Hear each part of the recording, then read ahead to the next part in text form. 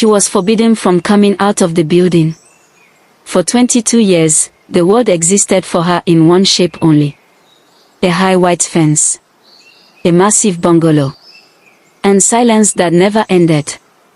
Her name was Amara, though she hardly heard it spoken with warmth anymore. To the staff in the house, she was Madam's daughter. To the men who guarded the gate, she was the boss's niece's responsibility. But to herself, she was just a girl who had never stepped beyond the walls of her own home. And she never questioned it. Because from the moment she could remember, she was told one rule. You must never leave this compound. The outside world is dangerous for you. At first, it sounded like protection.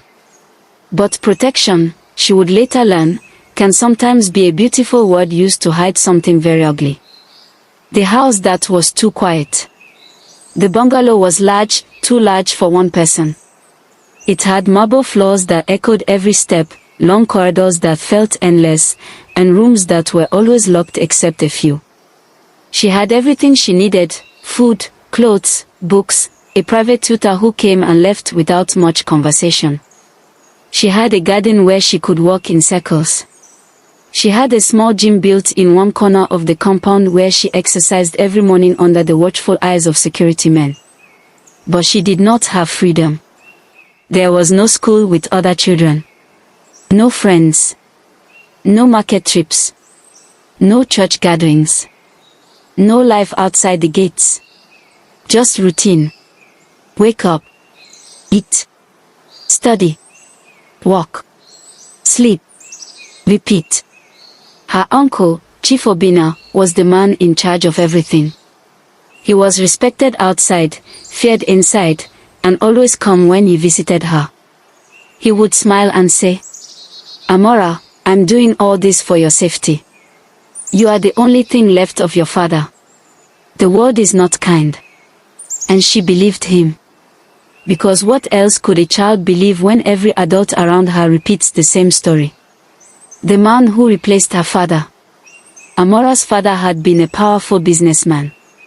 He owned companies, lands, and investments across cities.